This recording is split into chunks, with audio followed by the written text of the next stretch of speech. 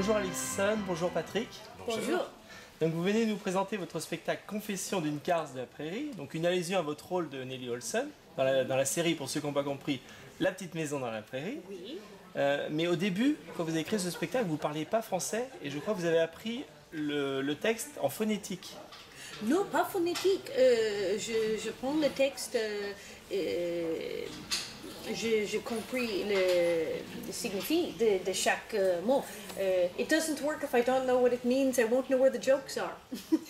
C'est impossible pour prendre le texte seulement phonétique. Can you explain that I want to know what the jokes Voilà, are? non, voilà, donc c'est pas en phonétique, Oui. elle a vraiment compris le texte qu'elle jouait, parce qu'évidemment c'est difficile de faire rire sur quelque chose si on ne le ressent pas soi-même.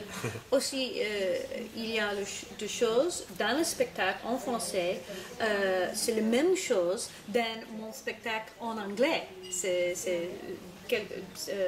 Some of the things are the same, where many things, of course, are completely different for the French. So. Voilà, une partie du spectacle vient du spectacle américain d'Alison, et après une très grande partie a été créée spécialement pour le public français. C'est un vrai spectacle français. Voilà. Comment vous est venue l'idée de faire de votre rôle de Nellie Olson un spectacle et pourquoi en France? En France, j'arrive en France pour la première fois en 2002 et pour la télé, pour une émission de télé, et je trouve qu'il y a beaucoup de fans de La Petite Maison et le français est Nellie Olson. Donc vous êtes accompagné sur scène par Patrick Loubatière. Oui. Comment vous êtes connus tous les deux? À la base, j'ai écrit un livre d'analyse du succès de La Petite Maison dans la Prairie. C'était un petit clin d'œil à la série de mon enfance. Et puis ensuite, j'ai interviewé les acteurs de la série sur les DVD américains de La Petite Maison dans la Prairie. Et de là est née notre amitié avec Alison. Donc je l'ai fait venir en France à de nombreuses reprises. Et un jour, pour l'anecdote, on était sur une plage à Malibu. Je lui ai lancé cette idée complètement dingue. Et si on faisait un spectacle tous les deux en France? On fait ça tous les deux, totalement en dehors des routes du show business. Alors c'était complètement dingue à l'époque, puisqu'elle ne parlait pas du tout français. Et moi, j'étais jamais monté sur une scène. J'étais pas non plus scénariste ou metteur en scène. Bonne combinaison. Vous voyez, comme quoi, quand on fait les choses par amitié, par passion, et pas pour l'argent, la gloire ou autre, ben on peut réussir à déplacer les montagnes finalement. Vous refusez en général de jouer dans les grands théâtres, dans les grandes salles, pour aller jouer essentiellement dans les petites communes. Pourquoi ce choix? C'est pas essentiellement, c'est vraiment, voilà, c'est 100%, voilà, on refuse à 100% les villes. En fait, c'est d'une part un clin d'œil au petit village de La Petite Maison de la Prairie, hein, donc on garde l'esprit, nous aussi on va dans les petits endroits, voilà. Et puis ça correspond, je pense, à notre personnalité, hein. On a envie d'être proche des gens. Notre but, c'est pas de toucher le plus de monde possible, mais les gens qu'on touche, on veut vraiment les rencontrer. Ça veut dire quand on joue dans des salles de 300, 400 places, et dans des petites communes, on sait qu'en fait chaque personne qui le souhaite peut à la fin rencontrer Alison, faire des dédicaces, poser en photo avec elle, voilà. Et puis en plus, quand on arrive dans une petite commune, on est accueilli de manière super chaleureuse, souvent par le maire, une association locale, etc. On a vraiment l'impression d'être accueilli de façon tellement familiale qu'on n'a pas envie de quitter cet esprit. Pour l'anecdote, il est arrivé une fois où le directeur de la salle nous a dit, c'est incroyable, après le spectacle, personne n'est parti. Une fois c'est arrivé, il n'y en a pas un seul spectateur qui est parti après le spectacle, ils sont tous à 100% restés pour les dédicaces. Donc ça c'était incroyable. Donc vous avez grandi avec votre rôle de Nellie Olson. Vous n'avez jamais tenté d'effacer ce rôle de votre vie? Il n'a jamais été pesant, ça n'a pas été un poids pour vous? Oui, le rôle, c'est avec moi dans toute ma vie, oui, c'est vrai, oui, pour ma vie entière, oui, toujours avec Nellie, c'est comme un autre bras, c'est exactement, c'est Nellie là, c'est permanent. Non, la série est un bon souvenir pour moi. Je suis très fière de le rôle de Nellie. Non, pas un problème pour moi. Oui, Nellie, c'est l'image d'une garce, elle est méchante, mais le rôle de le méchant, de la garce, ces rôles sont les meilleurs rôles dans le film. Je préfère ce type de rôle. Dans ma vie maintenant, c'est Nelly. C'est la meilleure chose pour moi. It's really worked out in the end. How do you say? A happy ending. La femme est...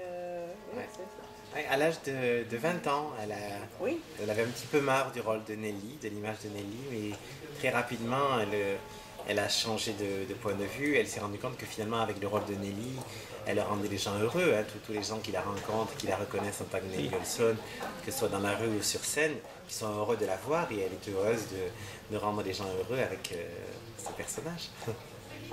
Il paraît que quand vous avez rencontré votre mari, sa mère lui aurait déconseillé de sortir avec vous car vous étiez la méchante Nelly.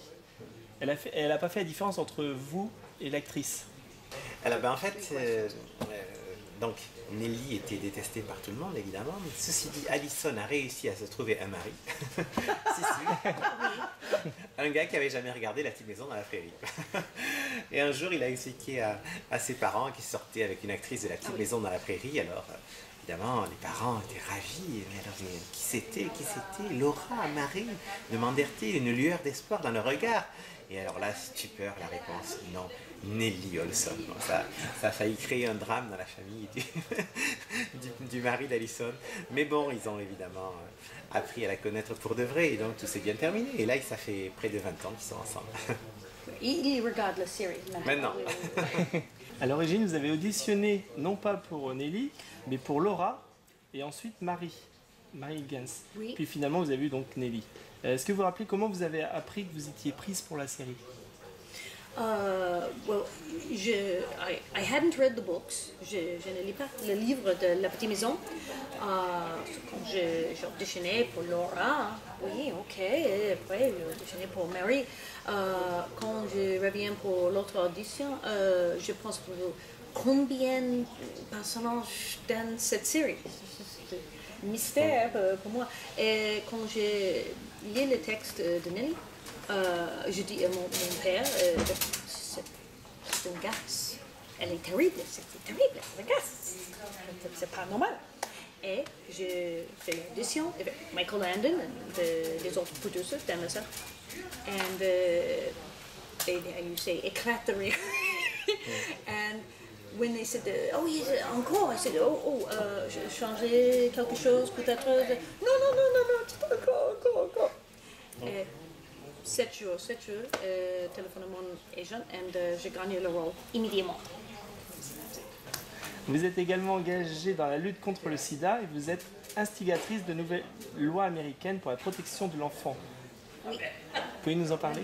Ah oui, je commence la lutte contre le sida quand Steve Tracy, l'acteur qui jouait le rôle de Percival, mon mari de la série, il est mort de sida. Et après, je volontaire à AIDS Project Los Angeles, le plus grand projet contre le sida à Los Angeles. Et je continue avec le lutte contre le sida. Et maintenant aussi, mon board of directors of protect.org, protège.org en français. Et cette organisation a changé la loi aux États-Unis, la loi sur l'inceste, sur l'abus des enfants, sur la pénalité pour l'abus des enfants. Parce qu'aux États-Unis, c'est très difficile. Chaque État a une loi complètement différente. Dans un État, peut-être quelqu'un qui abuse, assaute sexuellement un enfant, peut-être 20 ans en prison, mais un autre état, c'est pas de prison.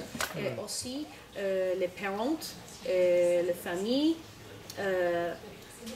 pas de prison, exempt, c'est incest exception, où normalement cette personne vient à prison pour 20 ans, mais non, c'est parce qu'il est le père de la victime, pas de prison. C'est surréaliste, c'est ridicule. Et peut-être changer la loi de Californie et New York, Illinois et beaucoup d'États. Quelles sont vos séries préférées aujourd'hui? Oh, quelle série aujourd'hui? Oh, J'adore les Simpsons. Ah. Big Bang Theory. Big Bang Theory, Sheldon, I love Sheldon. Aussi NCIS, CSI, les experts ici. What else do I like? Well, yeah, Big Bang Theory. Justified, Justified, and Burn Notice. Burn Notice, great show. Merci à tous les deux. Merci.